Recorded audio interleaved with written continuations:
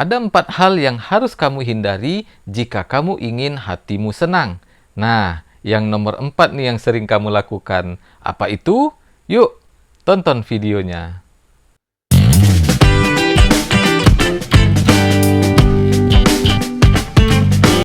Assalamualaikum sahabat, jumpa lagi dengan saya Pak Dangwin di channel Inspirasi dan Motivasi. Apa kabar? Semoga sahabat semua selalu dalam keadaan sehat dan bahagia. Baik teman-temanku, sahabatku dimanapun berada, hati yang senang dan menjadi orang yang bahagia itu adalah dambaan bagi semua orang.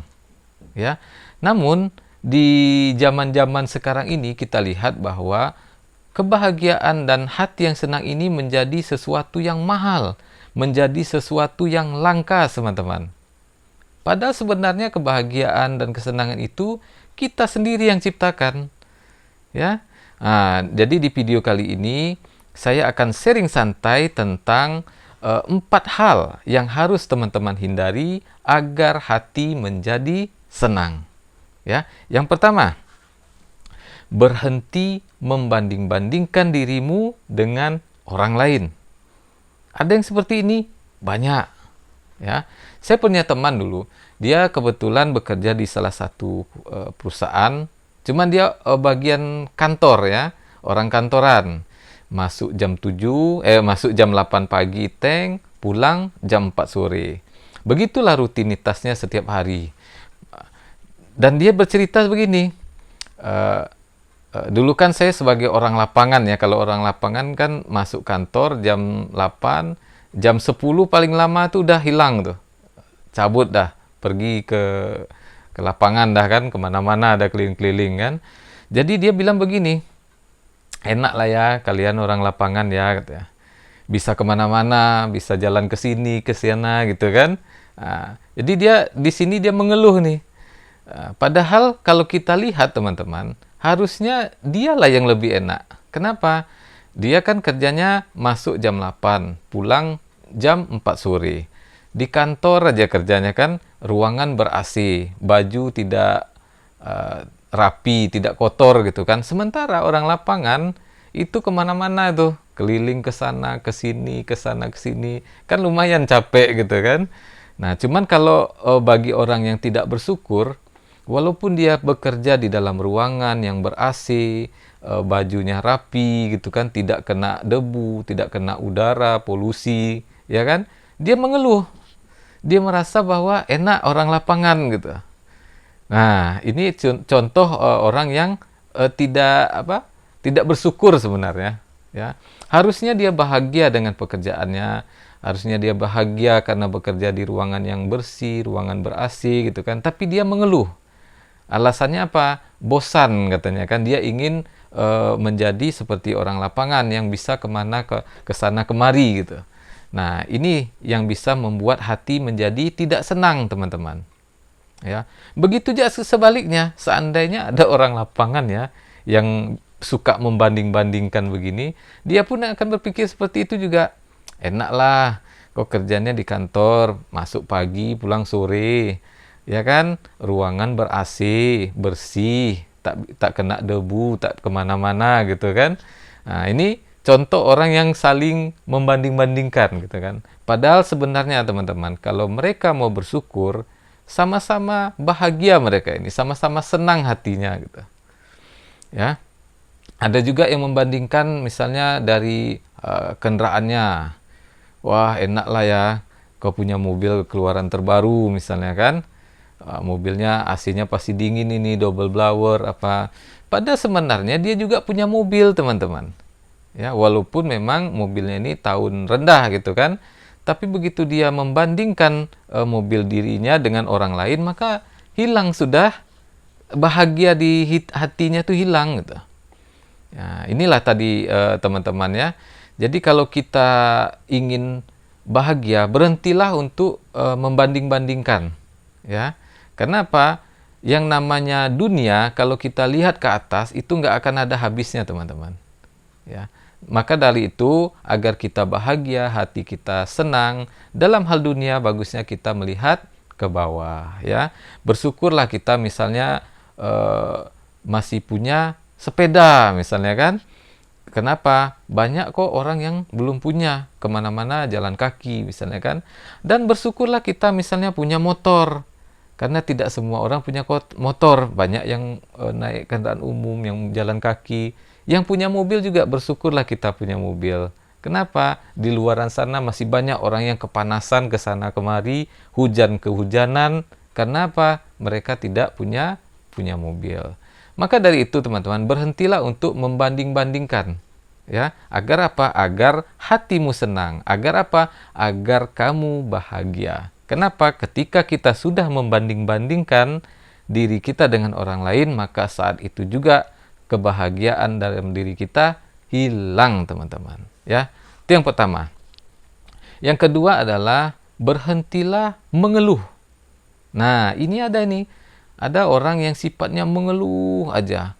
Setiap kita jumpa sama dia mengeluh aja. Ada kan yang seperti ini kan? Nah, ini bahaya nih. Ya. Setiap ketemu, aduh, aku nih itulah susah sekarang nih. Begini banyak kali keluhannya. Seolah-olah cuman dialah di dunia ini satu-satunya yang punya masalah gitu. Padahal orang lain juga punya masalah, tapi tidak seperti dia gitu. Mungkin orang ini kelihatannya aja tak ada masalah. Kenapa? Dia pandai menyimpan, ya. Tidak suka dia cerita-cerita, ada masalah, ada ini, ada itu, ya. Kenapa? Kadang teman-teman ya, ini harus diingat nih.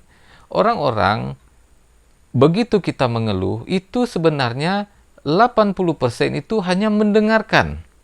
Ya, mereka hanya mendengarkan dan sedikit sekali yang mau memberikan solusi atau membantu ketika kamu mengeluh. Ya, kebanyakan hanya mendengarkan gitu. Dan sekedar tahu aja gitu bahwa kamu orangnya ya sengsara lah gitu kan. Jadi hati-hati juga, tidak semua orang mau mendengarkan keluhanmu gitu. Jadi berhentilah mengeluh. Kenapa? Setiap orang pasti punya masalah. Ya, bagaimana cara kita menyikapi masalah? Jangan setiap ada masalah mengeluh, cerita sama orang. Ada masalah sedikit mengeluh, cerita sama orang, ya.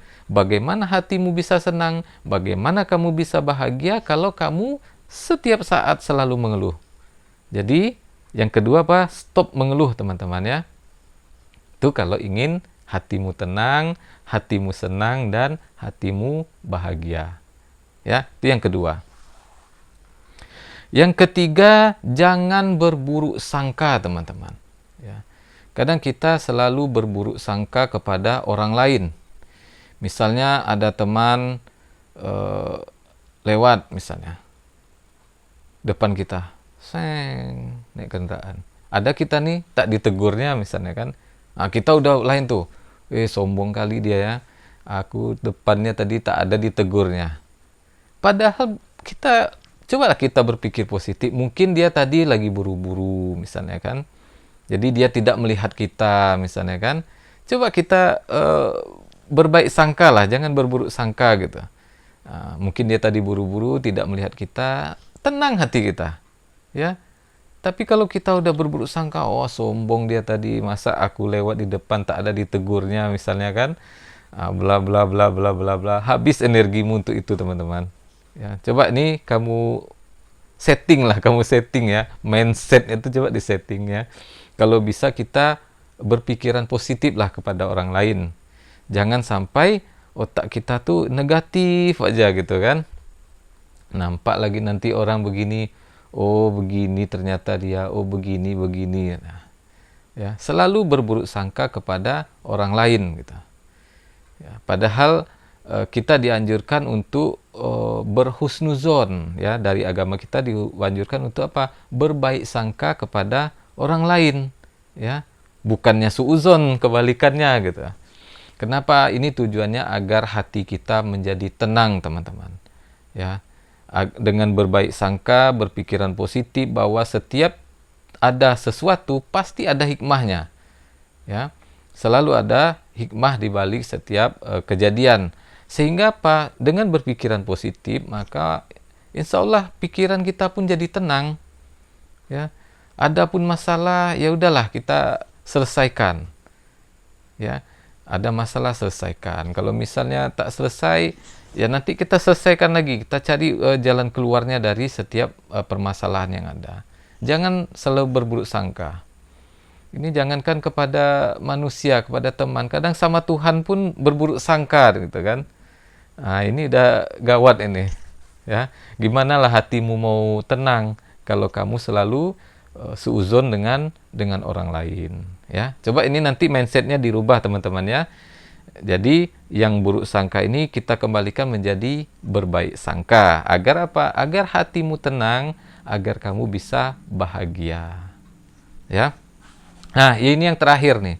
Yang keempat adalah jangan marah-marah. Nah, cobalah kamu kurangi marah-marah. Marah-marah ini tak ada gunanya nih. Ya, coba. Sedangkan Nabi sendiri pernah mengatakan kan, la takhdab walakal jannah. Jangan marah, bagimu surga. Itu kata Nabi dalam sebuah hadis ya. Jadi teman-teman, ini perlu juga kita belajar yang namanya mengendalikan emosi ya.